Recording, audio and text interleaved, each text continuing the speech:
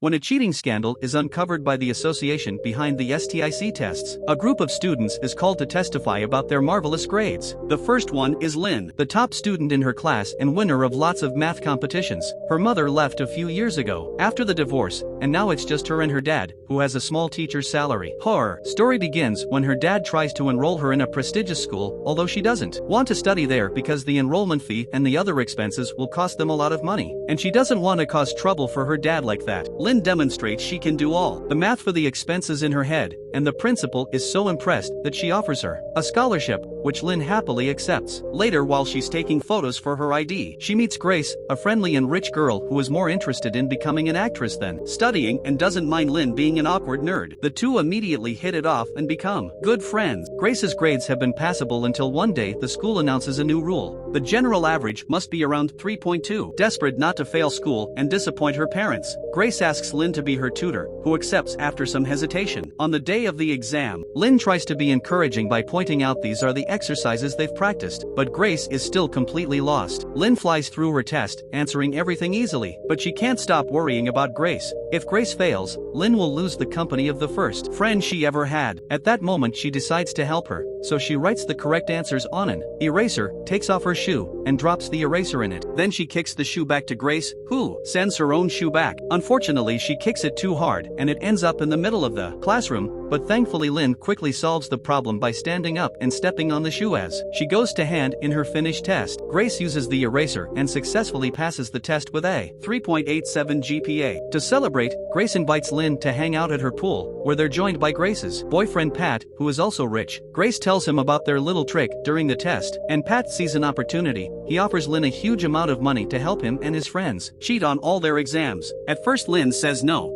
pointing out she doesn't need it, but Pat then reveals that even with a scholarship her father is still paying admin fees. When Lynn goes home, she searches her father's desk and finds the paperwork confirming Pat's information. Her dad's paying lots of money with his small teacher's salary, which makes Lynn cry. Later, while she's practicing on the piano, she asks her dad why he sent her to the fancy school. Her father says he wants her to have better opportunities and maybe even study abroad, ignoring Lynn when she says she was happier in her previous school. After dad goes to bed, Lynn keeps practicing on the piano, and she realizes her fingers make for great signaling while they play. The next day, Lynn accepts the job and teaches the group how they'll get their answers. Since the test is multiple choice, she assigns each letter to a hand pattern, and the students just have to memorize which one is which. This way they can also disguise their practicing as piano lessons, keeping the money legal and giving them an alibi for the investigation later. From then on, the group begins cheating on every exam, and the trick is a success. Lynn moves her hand on the desk, which looks completely innocent, and the others only have to watch. Teachers don't suspect anything, and everyone passes their exams with great grades. The business soon expands, and each day more and more students are willing to pay for the answers. Lynn uses this money to help around the house and buys her father a nice new shirt. Everyone may have passing grades now,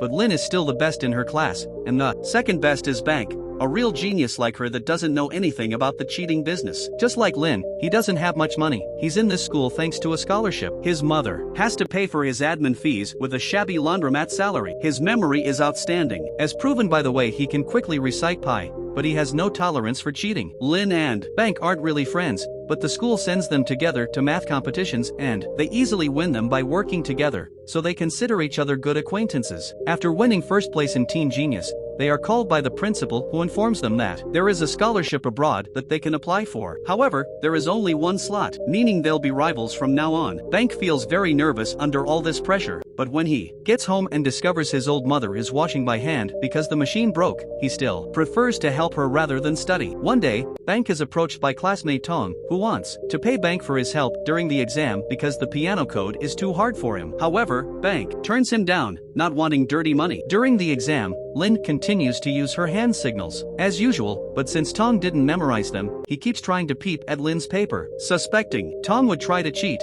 Bank is keeping an eye on him and notices his peeping. When he finishes his own exam, Bank stands up and pretends to trip next to Lin's desk, showing her a note saying Tong is trying to cheat, and Lin pretends to be grateful about it. Then Bank hands in his test and tells the teacher about Tong before leaving. However, the teacher doesn't care about the warning, because the test is separated into set A and set B, so cheating is impossible. When Lin and her paying friends realize this, they panic and smoothly use hand gestures to indicate who has which set. Lin has set A, and she first does the hand gestures for that set so everyone on that team can hand in their test. While that group is surrounding the teacher, Lin exchanges her paper with Tong, who has set B. Then she hurries to finish all the exercises and gestures the answers to the B group. The time is running out and the teacher comes to collect the papers when they ignore him, but luckily they manage to fill in the answers right before he reaches their desks. After the test is over, everyone thinks they're safe. But Lin and Tong are suddenly called to the principal's office because Bank has told her about Tong. They tried to deny any cheating, but when they check the papers, the principal discovers Lin's and Tong's are mixed. Lin's father is called for a special meeting and the principal announces that since this is only the first time and she's a good student, Lin won't be expelled, instead she'll lose her scholarship. Lin calls the principal out, saying that getting admin fees out of her father when she's supposed to have a scholarship is also cheating. The school is using other people's studies to make money, just like her. Furious, the principal revokes her chance to apply for an international scholarship at university level, so now Bank doesn't have a rival any longer. However, Bank feels terrible because he feels like he got it unfairly. When they get home, Lin's dad scolds her for what she did, showing how disappointed he is by refusing to wear the shirt she got him anymore. Meanwhile, Grace goes to Pat's home to have dinner with his parents. They think Pat has gotten better at school thanks to Grace's influence, and they want her to try for the STIC with Pat so they can go to Boston University together, even promising to pay for everything. Desperate, Grace calls Lin and asks for her help. At first, Lin doesn't want to risk her reputation again, but this time Grace appeals to their friendship and promises a pay much larger than before. Lin accepts, but as she leaves the building reading all the test rules, she realizes there's nothing she can do to cheat the system. She begins writing a note with an apology, but at that moment, she hears a man talking to someone in another country, and she notices all the clocks with different time zones on the wall. This gives her the perfect idea. The next day, Lin tells Grace and Pat about her plan. They're going to take advantage of time zones. Since the exam is the same all over the world, she'll take the test in Australia 4 hours earlier. Then she can pass the answers back to Thailand and sell them to whoever wants to take the test. Now Grace and Pat's part will be to find more clients to pay for all the expenses. This way Lin can also go to Boston University. To get the answers out, though, Lin will have to memorize them. She usually can memorize so much if she has enough time, but since after finishing the test she'll only have a few minutes left, she'll only be able to memorize half the test. The only person capable of memorizing the other half would be Bank, but they know better than to ask him since he hates cheating. The night before the scholarship test, Bank is on his scooter doing the laundromat's clothing deliveries. When he gets home, he's cornered by 2 thugs that accuse him of having scratched their car with his scooter and proceeds to beat him up too. Then they throw his unconscious body in a landfill. When Bank wakes up the next morning, he's devastated to realize he's missed the chance to take the exam. Later at school, Lin hears about what happened and visits Bank to ask him to join them, promising good pay. At first Bank refuses, but Lin changes his mind by pointing out how the system keeps cheating on poor people like them and it's only fair to cheat back. Now that they have all the memorization covered, they finish planning their heist. Lin and Bank will take the exam in Australia and hide phones inside the building's toilets. During the exam breaks, they'll go to relieve themselves and send the answers to Grace and Pat. For the last part of the exam with no break, they'll just pretend to feel sick. Grace and Pat will print out the answers on barcode stickers that will be put on pencils, then those pencils will be distributed on bikes to the paying students so they can have them right before their flights. To get even more clients, Pat makes a special presentation imitating Steve Jobs, which gets them to earn millions. With her editing skills, Grace makes fake paperwork and Lin convinces her dad to sign them by saying it's to participate in the Australian branch of Teen Genius. Now she can fly without an adult. Lin and Bank spend the following days doing practice exams and running to a bathroom to text the answers to train their memory. The day before the exam, the group practices their crocodile tears and their alibis, in case they get caught. When it's Pat's turn, he mentions in his story that he doesn't know Bank, calling him a loser that woke up in a landfill. Bank gets furious and jumps on Pat to beat him up, but the girls quickly pull them apart as Bank explains he never told anyone about the landfill. This means Pat paid those thugs and made Bank miss the test on purpose so he could help them instead. Bank quits the plan and leaves the building, but when he's on the street, he sees a laundromat ad and wonders if he can really have that life forever. Meanwhile, Lynn is also disgusted by what happened and quits too. Grace swears she didn't know about it and asks Lynn to at least not be mad at her because she treasures their friendship. Afterward, Lynn goes looking for Bank, who has decided to rejoin the group because if he got beaten up and lost his chance, then he at least wants to be paid for it. Lynn doesn't want to help, but Bank changes her mind by pointing out it's her fault he's in this mess, so she should take responsibility and fix it. A few hours later, Lynn and Bank fly to Sydney. They're awkward and silent the whole trip, but when they get there, they reconcile and take a selfie together. The morning of the test, they hide the phones in the bathrooms and then go to the classroom, where they quickly complete the first part of the test with no issues. This gives them enough time to memorize the answers once the time for the first break arrives. Lynn and Bank run to the bathrooms and type their answers. However, before sending his, Bank asks for more money. Pat hates him for it and at first refuses, but since Bank points out he wants compensation for being beaten up,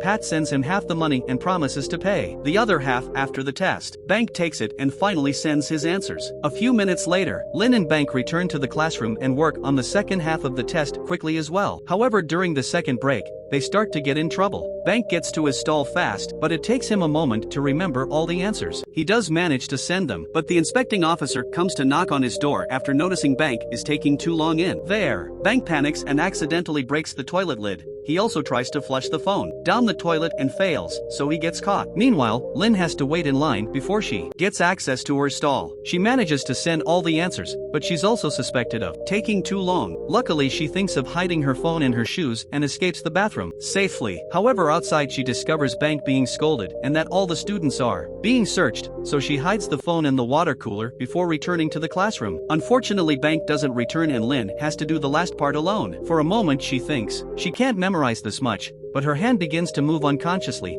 and she realizes she can do this if she memorizes it like a music sheet. The trick works, but now she doesn't have much time left, so she uses a pencil to force herself to vomit. Pretending to feel sick, Lynn leaves the classroom, recovers the phone, and sneaks out of the building while avoiding the officers. However, her strange movements are noticed on the security camera and the officers begin to chase her. Lynn runs down the subway station while typing the answers, but someone bumps into her and steps on her phone. The screen is broken and Lynn thinks she can't finish her job, but after lots of pressing, she manages to send all the answers. This delay causes her to miss the train and the officer catches her, asking her to come with him for questioning. On their way out, Lynn slips the phone in a random person's bag, while Pat and Grace are printing the answers. Lynn's dad shows up. He's worried because Lynn won't answer the phone, and he found this address on the paperwork he signed. He wants to know what's going on, so Pat and Grace make up a story about Lynn and Bank being a couple. Supposedly they went on a trip together and Lynn lied to her dad because she thought he wouldn't approve. Satisfied with this answer, the man leaves, and the duo can finish the stickers just in time to send all the pencils to the students. Back to Lynn, she's called to interrogation and finds Bank giving his story. He makes a sign telling her not to get involved because he's lying to cover everyone, so with tears in her eyes, Lynn deletes the picture they took together. When Lynn goes home,